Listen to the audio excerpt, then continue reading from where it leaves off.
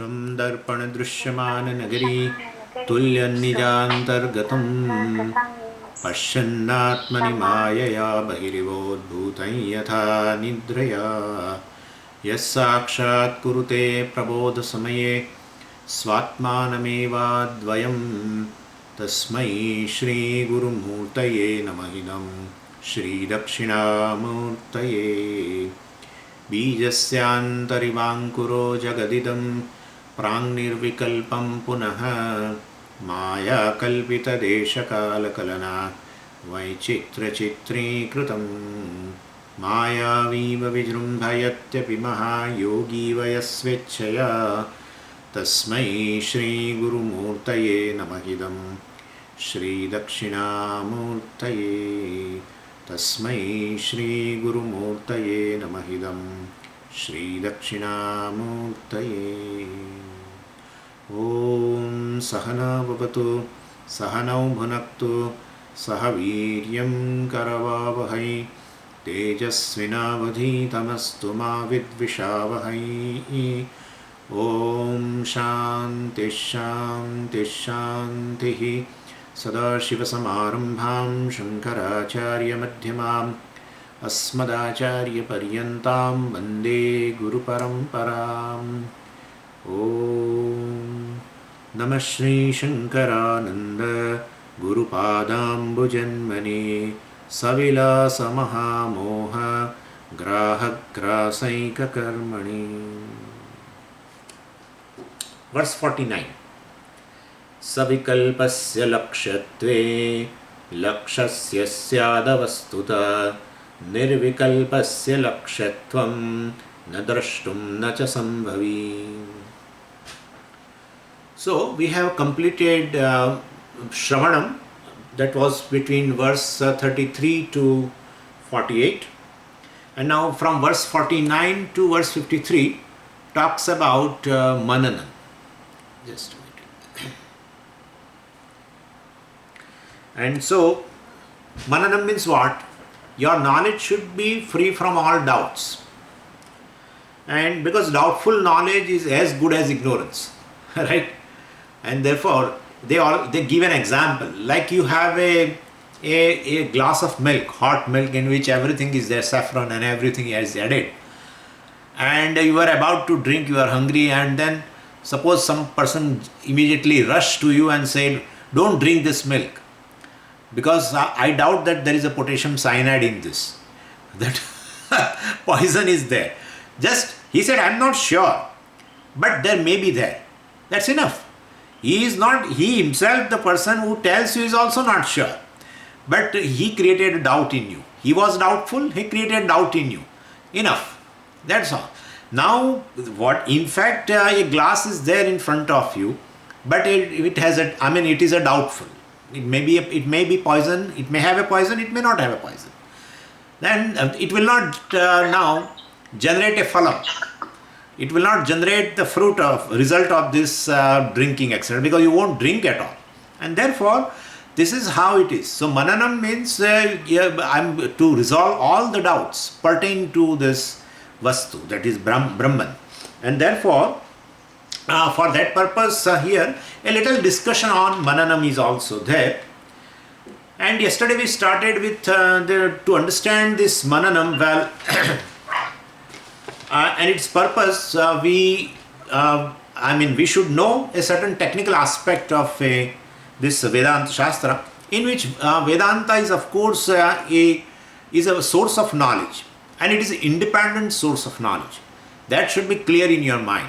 What Vedanta gives you, a knowledge, that knowledge either cannot be known through any other means of knowledge, one, and it cannot be contradicted by any other means of knowledge also.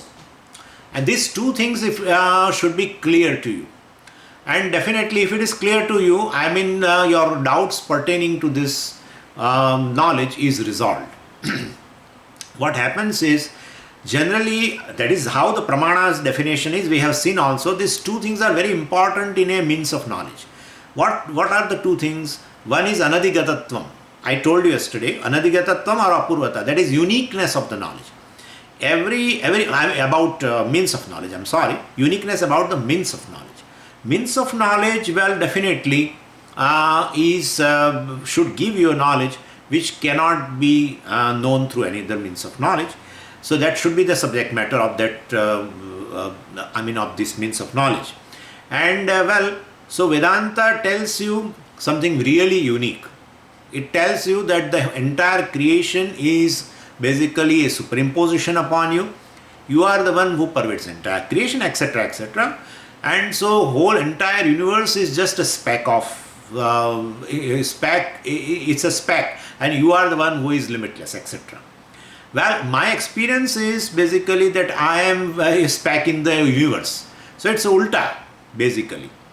But anyway, very beautiful thing is, if what Vedanta tells is unique, cannot be known through any other means of knowledge, then definitely no other means of knowledge can poke the nose. Right? So what, like, forget about Vedanta for a moment. What eyes give a knowledge about colors, forms, etc. Which means of knowledge can contradict? Which means? If any other means can work, and also any other means, like let's say ears. If ears also can reveal the color and form, and eyes also can reveal color and form, then there could be a contradiction. Eyes say it is blue, ears say it is red, and we will have to resolve the contradiction. But suppose eyes reveal color and forms, etc., which cannot be known through any other means of knowledge, then any other means of knowledge cannot contradict also. Could you follow what I am saying? So abadhitam, that's the second definition we should understand. And every means a means of knowledge is a means of knowledge, or a means of knowledge is only, it is considered valid when what subject matter it reveals will not be known through any other means of knowledge, and therefore any other means of knowledge cannot contradict also. And therefore, well, abadhitam. So abadhitam means it cannot be negated by any other means of knowledge. Badhitam means can be negated. Abadhitam cannot be negated. Cannot be negated by any other means of knowledge. And therefore either pratyaksha pramana is right, which your own experience is right, that I am a speck in the entire universe, or Upanishad is right. This means of knowledge is right. Upanishad is right in so far as the knowledge of self is concerned. And you know very well that Pratyaksha cannot reveal Atma. That's very sure. Pratyaksha can reveal an object. Pratyaksha cannot reveal basically subject, because Pratyaksha means all these senses. You have to employ the senses, and senses can reveal what is in front of them, and definitely senses cannot reveal what is behind them.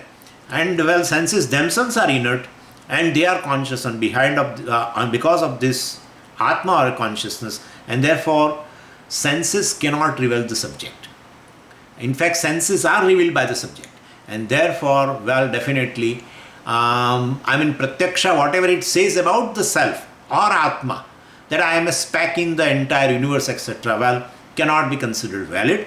Upanishad is a source of knowledge, and you resolve the contradiction in this manner, basically. Well, then it is called mananam. So whatever knowledge you gain through Shravanam should not be contradicted by any other means of knowledge. That clarity should be there. It cannot contradict, but you should be clear. Why? Because Upanishad tells that you are Nirgunam Brahma, etc. You are limitless. Moment you close the book and go outside with your friend, and your friend is a Vishishta Advaiti, and you are taking a walk in the garden, and he said what your Swami told you today. And you said, well, I am Nirgunam Brahma, I am limitless Brahman, etc. Forget about it. What Nirgunam Brahma, etc. There's what doubt today we are going to raise. What is this Nirgunam Brahma? There is nothing called Nirgunam Brahma. How can this is very beautiful thing. How can an attribute-less thing can be described by words? Think. That's what I told you in the morning. Well, because all the words in a given language all denote to either a jati, guna, kriya, etc. No word is there to reveal what is attributeless. And your Swami is talking since 4 months about that. He is taking you for a ride. So therefore, definitely there is nothing called Nirgunam Brahma. Because Nirgunam Brahma cannot be revealed through the words. Because words means a language. And language has only 5 kinds of words. Either Jati, Guna, Kriya, etc. And therefore, well, so far I am telling you, I was telling you before and I am telling you right now, give up these classes and all these swamis, etc. And they will take you for a ride. They might have some vested interest. And all this, you and your Swami, both remain in imagination called Nirgunam Brahma. There is nothing Nirgunam Brahma. He is right. Vedanti says no answer. Ho gaya kam. Shravanam of several years has come to a point where you don't have answer. Means Mananam is required. This is what Mananam is. Means Shastra tells that there is a Nirgunam Brahma and that is Atma, etc. That is all right. That is one Pramanam. But when Pratyaksha, etc., when your friend, etc., tells through the Pratyaksha, resorting to Pratyaksha, etc., or some other Pramanam, he tells that, well, there is no Nirgunam Brahma, and I agree to that. Means, basically, you have to work upon. Your knowledge is not free from the doubts. Your knowledge is not free from the doubts. Because whether you answer the person or not, that's not the point. Whether you are able to resolve this question or not, that's the point in your mind. And many people are not able to resolve. They think that they don't have any doubt. Unless a doubt is presented to them. Then they realize they have several doubts. That is what is happening. Several doubts. And therefore Mananam is also equally important. And here a sample question is raised by Naiyayikas. Tarka Shastra question is there. And kindly be with me for during the class, because several things will be discussed now based on that. What is the doubt raised by this Nayayika? He says, it's a sample question. Whether I am clear about knowledge or not, we will know today itself, in this class itself. All Shastram agree that even when, including Vedanta, that words can reveal an object only if the object has got a certain features. Without any feature, try to describe an object. First, try to see an object without any feature. First thing is that. Then comes a question of description. But Swamiji, why are you talking about description? Because words. We have to understand, because Upanishad is in the form of words. Shabda Pramana is there. And therefore we are definitely, and we are describing Nirgunam Brahma. That's another height of it. And therefore basically, how it is possible? So he says, including Vedanta Shastra, everyone will agree. He himself tells like that words can reveal an object, which if the object has a certain features through which words can reveal. And these features are called Shabda Pravrutti Nimittani. I will explain you that. Shabda Pravrutti Nimittani. The words will have a activity only when its meaning has a certain features. Otherwise, word will not have any activity. Today morning itself I told you, Agni went near to Yaksha but could not know. Why? Because Agni means that, the Adhishtan Devata of Vak, speech, means words. Words went near to the Yaksha or a Brahman. They could not reveal the Brahman and they came back. Shabda Pravrutti means basically the activity of a word. Activity of a word is to reveal the meaning. There is no other activity. And therefore, for that there should be some nimitta. Words can reveal meaning if nimitta is there. What is that nimitta? If features are there. Features are there. Like you can describe about me. Just think.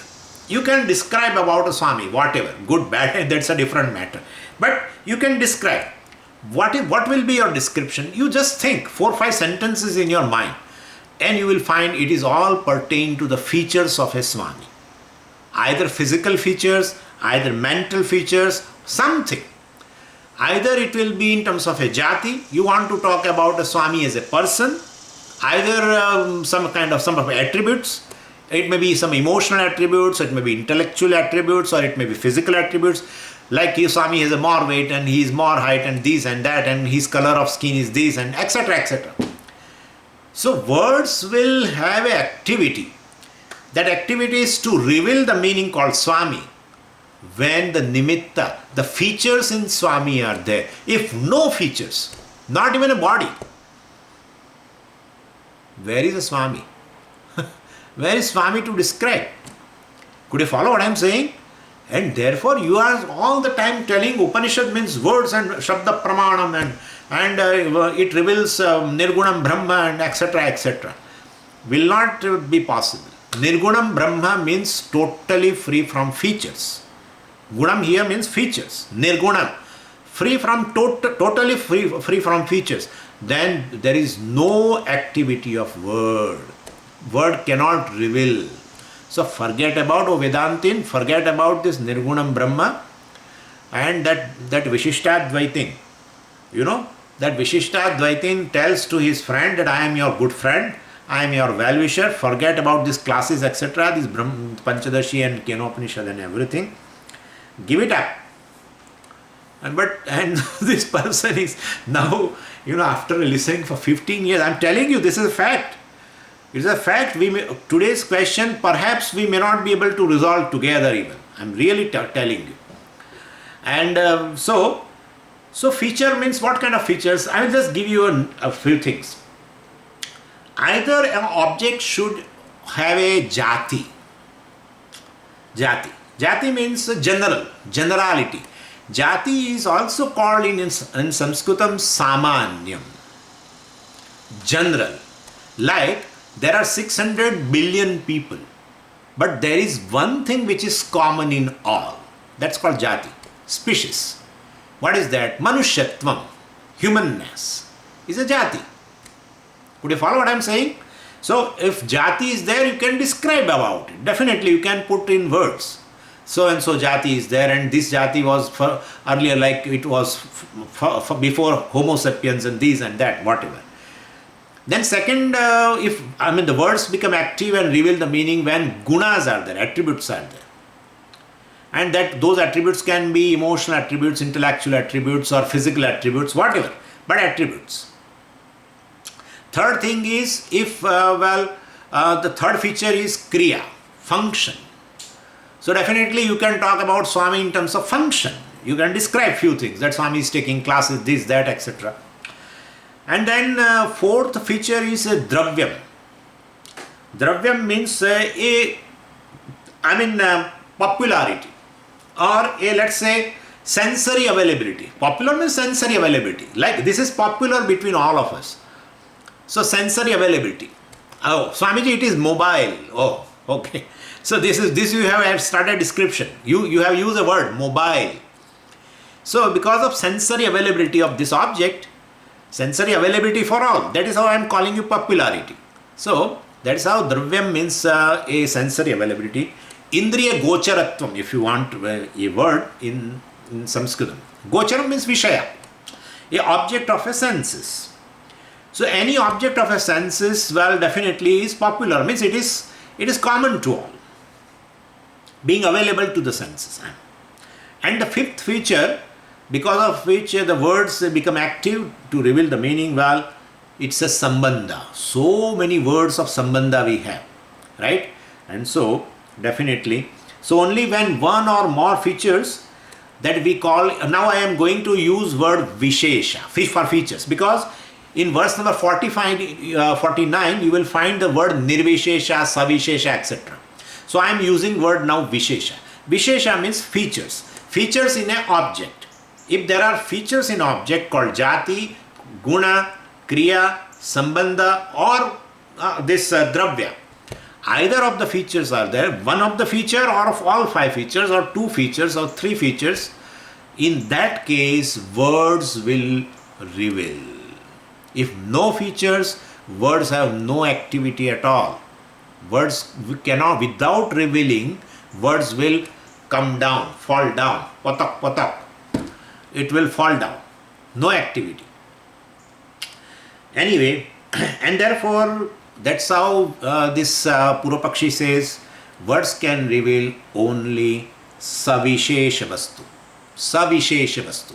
The vastu or object which has a certain features. That's all. There is nothing called nirvishesha vastu. And even if it, suppose you are saying no, there is nirvishesha vastu, your words cannot describe. That's all. Even if you want to say no, no, my nirvishesha vastu is there. Well, there is no pramanam to reveal it. Because pramanam ultimately is a words. And words reveal only vishesha, features of, and through that vishesha it reveals the object. And therefore, definitely, it cannot reveal. Could you follow what I am saying? And so, nirvishesha vastu can't be revealed through the words. And it cannot become, it does not have conditions for verbal communications. Now, hey Vedantin, please tell me, is your Brahman nirvishesham or I am going to use another words also, because you may not be aware of, maybe you are aware of also. Nirvishesham is equal to nirgunam, is equal to nirvikalpam, etc., etc. Or advayam, either you can use. One of that I will use. But here I am using it, here savikalpam is there. Of course, vishesha is not there, vikalpa is there. That's okay. So that's okay. So well, anyway, so is the Brahman revealed by these words is savishesham? Is the Brahman revealed by the words, by the Mahavakya, by the Upanishad?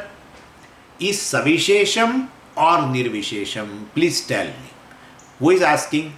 This Nayayika is asking to Vedanta. And so, you cannot answer. Don't jump. Either way you are in trouble. Either way we are in trouble. Nirvishesha vastu. You say nirvishesha vastu is revealed by the words. Wrong. Nirvishesha vastu cannot be revealed by the words. And if you say, well, no, savishesha vastu, savishesha Brahman is revealed by the words, by the Upanishad, then why you are interested in savishesha vastu? Because, hey Vedantin, you yourself has told savishesham, sagunam, etc. is a mithya vastu. Savikalpam is a mithya vastu. And therefore, by knowing mithya, one cannot liberate oneself. By knowing satyam, one can liberate. You are all the time telling me Upanishad is a moksha shastra. And therefore, Upanishad, the words of Upanishad will ultimately give you jnanam, which will give you moksha. But basically, if your Upanishad reveals savishesha vastu, and by your definition, savishesha vastu is mithya, by knowing mithya, no one can get liberation. And therefore, forget about it. Then what to tell now? If I say nirvishesha vastu, he said words cannot reveal it. And I have to agree, because words reveal only features. Features means vishesha, vikalpa, guna, whatever you want to say. And therefore, if I say no, savishesham, Brahma, Paramatma, which is sagunam, is revealed by the Upanishad. Well, he says, in your eye, we are happy. We are happy. Sagunam Brahma only reveals. Suppose, if he says so. But you will not be happy, because you have already said it is mithya. The object which has a jati, object which has a guna, object which has a function, object which has a sensory perception, or object which has sambandha is mithya. That is our definition. Right? That is our definition. All the time we are doing this thing only. Every class we are just behind to prove mithyatva of any object. An object means these features will be there. And you say object is mithya. And now you say your savishesham Brahma, Upanishad reveals savishesham Brahma. Well, then in your eye itself it is a mithya thing, and knowing mithya one cannot gain liberation. So give it up. Vedanta is useless. Vedanta is totally useless. Or else interpret again. Which way I will interpret? Please tell me. 15 years I am listening to that particular Swami comes. from somewhere, and he says Brahma Satyam Jagan Mithya, Brahma Satyam Jagan Mithya. And I really find now I'm fed up with this. You have enlightened me very well. So, so what is to be answered? Here Vidyaranya approach is very, very offensively. It is required. Offensive approach is not a cup of tea for Vedanta, but here it is. He employs that, and I will show you how brilliantly he points out fallacies in Nayayika's thinking. Anyway, so if we accept Brahman as a Savishesham, which is revealed by the Upanishadic words, then it is Mithya, and means Jati, Guna, etc. is Mithya. We have seen that, and so Jagat is Savishesham Brahma. And we have already said Brahma Satyam Jagan Mithya, and therefore it is because Brahman is Sagunam Brahma, Jagat is Sagunam Brahma, and that is as a Jati, Guna, Kriya, everything is there. And we have already said Brahma Satyam Jagan Mithya, Jagat is Sagunam Brahma, Savishesham Brahma, Savikalpam Brahma, and therefore we have already said it Mithya. And now, well, if it is, we say that basically Upanishad reveals this Sagunam Brahma, then definitely it is not going to work for us.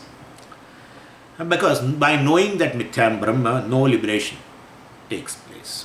So this is questioned by Nayayika. And other philosophers, you can add whatever you want to add.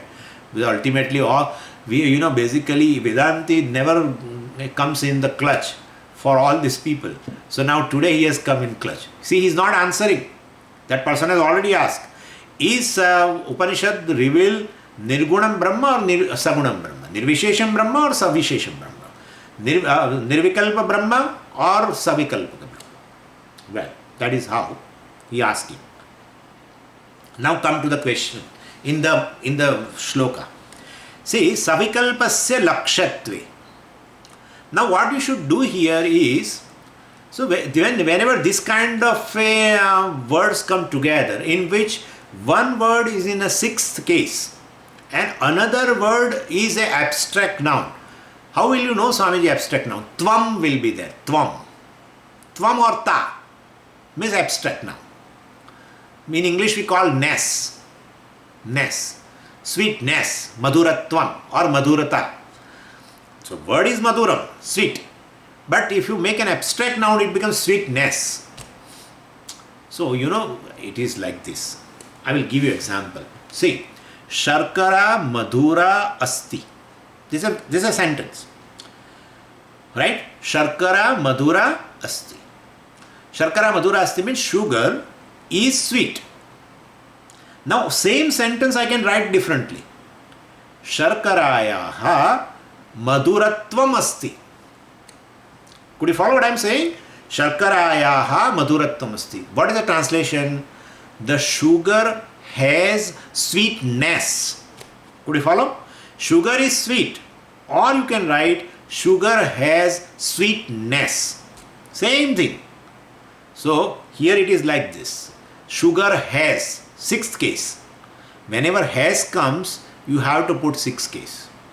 Sugar has means, Sharkara, and put into sixth case. Sharkarayaha. Sweetness, Madhura word is there for sweet. Now sweetness, for ness I have to add tvam. So Madhuratvam. Sharkarayaha Madhuratvam. So two words are there. One is in sixth case, one is abstract noun. Could you follow? So I can make simple. Sharkara Madhura. That's all. I drop the sixth case, I drop that abstract noun suffix, and I just convert into first case. That's all. Sharkara Madhura is equal to Sharkarayaha Madhuratvam. Sugar is sweet is equal to sugar has sweetness. Same thing. Could you follow what I am saying? Why Swamiji you are talking all this? In Bhashyam it is rampant. I am telling you this. Everywhere in our Shastra this is rampant. This way only Acharyas have written commentary. So, Savikalpasya Lakshatve. Of course, this is seventh case. Let us first convert into just first case. Savikalpasya Lakshatvam. Drop Tvam. And here Savikalpasya. That Sya indicates sixth case. Drop it. Ramasya. drops here. Same way here, savikalpasya drops here, and lakshatvam, drop tvam also. So basically, savikalpa and laksham, two things are remaining. So savikalpaha lakshaha, that's all. Savikalpaha lakshaha. Laksha means what? Brahman. Naturally, that is to be revealed. And so Brahman is a laksha, because that is what Mahavakya does.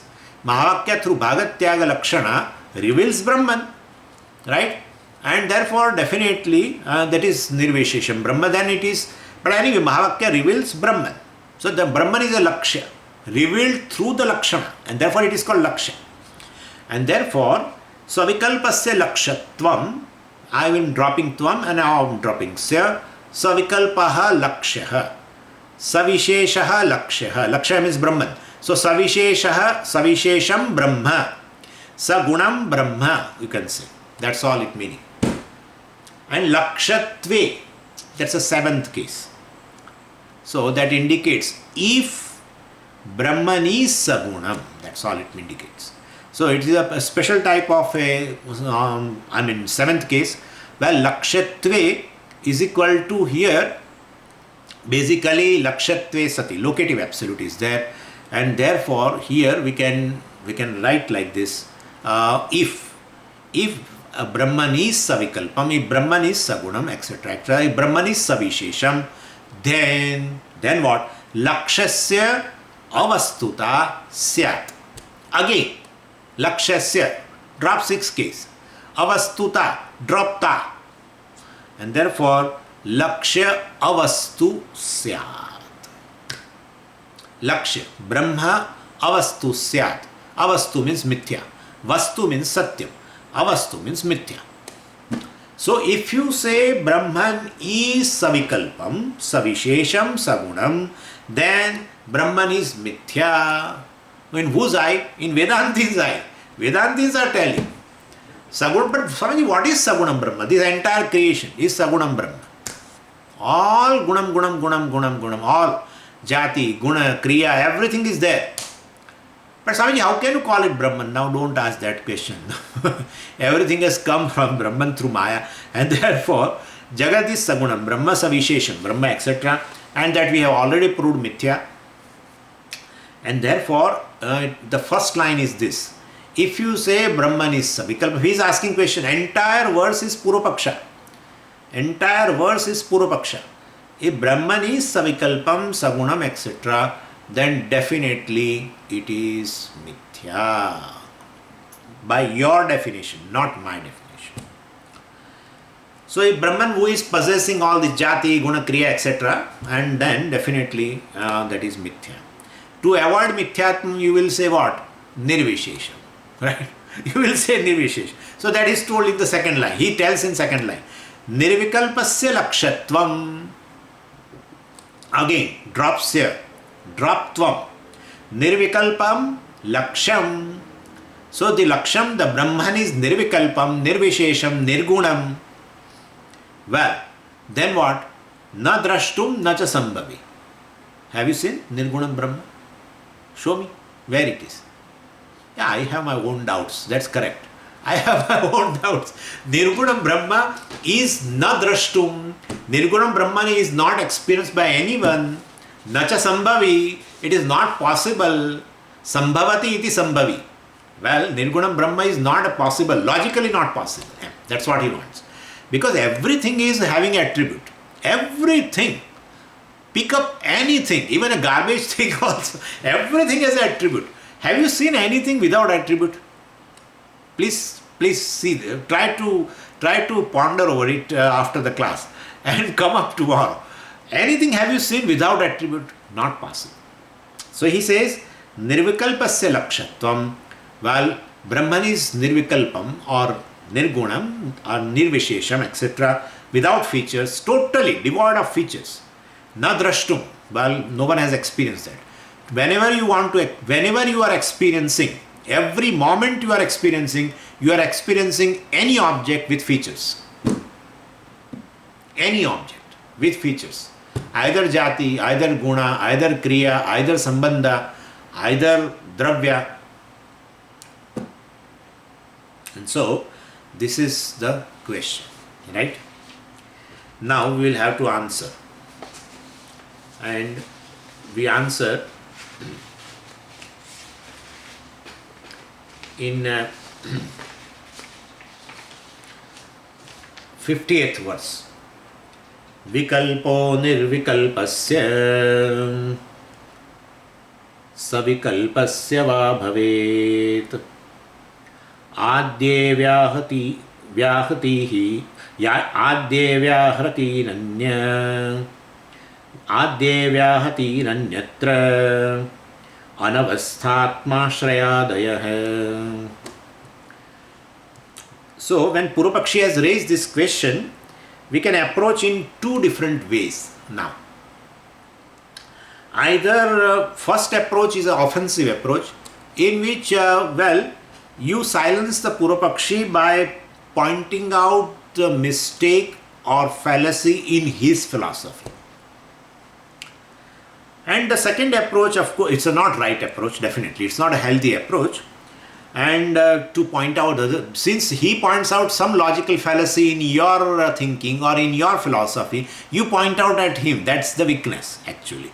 But you first, this is a one, but you can silence the Purvapakshi by showing a logical fallacy in his thinking or in his philosophy.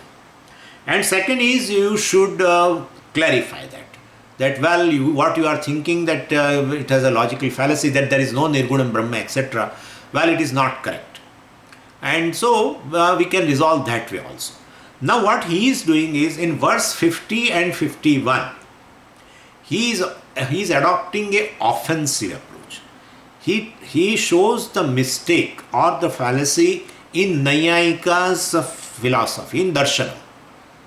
And in verse number 52, he will answer, real answer would be there in verse number 52, by which he will resolve this confusion that there is no Nirgunam Brahma, etc. Or there is no Nirvikalpaka Brahma. That doubt he will resolve. Now, and this silencing Purvapakshi, etc. also is there. It has been told in one Karika. Yatro bhayo samo doshaha pariharascha tat samaha naikah paryanuyoktavyaha tadruk artha vicharane. This is a Karika. It says yatra ubhayaha samo doshaha.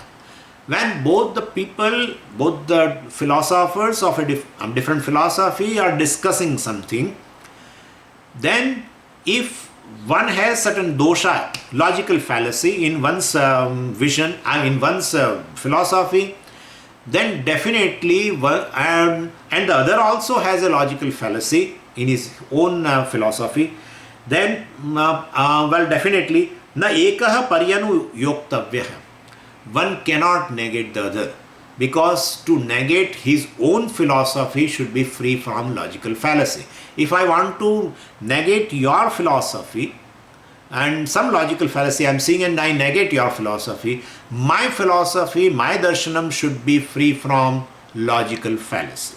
If it is there, then I cannot negate you. I cannot question you. That's what it means. So definitely this is what the Karika says here. So when both the two systems have similar dosha, similar fallacy, one system has no right to criticize other. This is what it says. But here, so that is how, that is why Vidyaranya adopts this offensive approach and says, well, you cannot question my Vedantic philosophy as such, or cannot show the logical fallacy, because in your philosophy itself, there is a tremendous logical fallacy with respect to the same subject matter. With respect to this Savishesham Brahma, well, you are asking me whether in your philosophy, whether Vedanta talks about Sagunam Brahma or Nirgunam Brahma, Savishesham Brahma, Nirvishesham Brahma, Savikalpa Brahma, Nirvikalpa Brahma. If you are asking me that, well, then I am also asking you, in your philosophy, what is the definition of Savishesham? Please tell me. And because we know very clearly that there is a fallacy in his definition of Savishesham. So, well, you see here one thing should be clear. Well, here, he has raised a doubt right? And he is criticizing us for a particular thing. In that same subject matter, I should show a fallacy in his philosophy, not something else. People, what they do, if you find a fault within me, then definitely with respect to that, I should talk that you also have a same. Like suppose somebody says, you are very angry, Swamiji. Well, okay, no problem. Then instead of talking about he or she may be also angry, but instead of talking about the anger, I go to something else and talk about the weakness of the other person. That is not correct. Tadrukartha vicharana, it is said. Tadrukartha vicharana means in the same subject matter, you have to show the logical fallacy in other person. Then that person cannot criticize you. That's all. So here he has raised the question regarding Savishesham Brahma and Nirgunam Brahma, Nirvishesha Brahma. So we are also asking, well, okay, in your philosophy there is no Nirvishesham, Nirgunam Brahma, no problem. But define what is Savishesham. At least you define what is Savishesham in your philosophy. And we would like to know. And then he answers now. He says Vishesha means a feature, right? Attribute, feature, etc., which always resides in a substance. This is what Nayayika's standard answer. Guna always resides in a dravyam. And we find also like that. This is a vastu, mobile. And there are features, right? It has certain features. It has a certain shape. It has a certain color, and now it has certain weight, everything. All these are features. All the features reside in what? Outside or in this? In this. So he says, well, Vishesha or a features or a guna, well, all reside in a dravyam, a substance. Any guna cannot be independent. Jati is not independent. Any feature is not independent. You cannot tell me, Swamiji, 50 gram weight is hanging. No. A weight always will be in a vastu, in a dravyam, in a substance. Color also you cannot tell me, Swamiji, I see in a space. What? A pink color. No. If you are seeing in a space pink color, that may be of a certain clouds or certain other thing, whatever. So no attribute is hanging. It always resides in a dravyam, some dravyam. So either that color may be in a rose, or pink color may be in a rose, or pink color may be in a cloth, but some substance may be there. So that the flower is a substance in which that color is there. That is called feature, attribute. So guna or vishesha always resides in dravyam, substance. It is never independent of dravyam. This should be clear to you. So that's how he defines. So guna or vishesha is one which is not independently existing, which always rests upon a substance. And the definition of substance is, well, which is a locus of the attributes or features. Based on his definition, well, now he has defined this. So savishesham or sagunam vastu means what? Well, a thing or a substance, a dravya, which has a certain features. When certain features are there, well, I say this is savishesham, sagunam, right? Because it has a certain features. Therefore, definition of savishesham is, vastu is that vastu or a object or a dravya which has a certain features. Features are always lying in the vastu. They are not hanging around. They are not independent. They are not, and dravyam is a locus of these features or attributes. So that is savishesha. So based on his definition, we are going to show in this Nyaya system the definition of attributes. Well, so that is what now we will show. So there are logical fallacies here. We will be starting this fallacy. So we say, well, you say, we are answering now. That you said these features or attributes cannot exist independent of the substance. And they always rest in a substance. So we ourselves show you the possibilities. That how attributes reside in a substance. Let's take a attribute A1. Now come to the chart.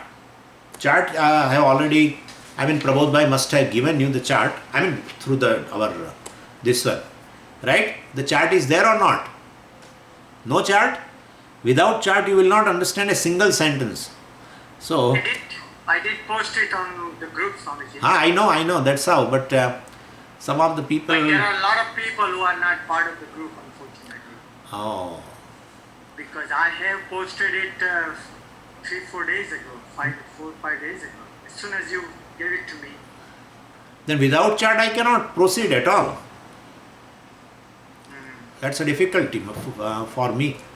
So I announced it even day before. Yesterday I announced that those who are... So I think we will have to terminate the class, because without that I will not be able to teach anything further. So there is a chart and he has posted on that group, and so you should you can be a member of it. It's a simple thing, and then here it's not some kind of a registration etc. It's a WhatsApp group we have created for this purpose. Well, and so let me first to say Purnamadah, then I will talk. Om Purnamadah Purnamidam Purnat Purnamudachyate Purnasya Purnamadaya Purnamevavashishyate. Om Shanti Shanti Shanti. Harihi Om Shri Gurubhyo Namaha. Harihi Om.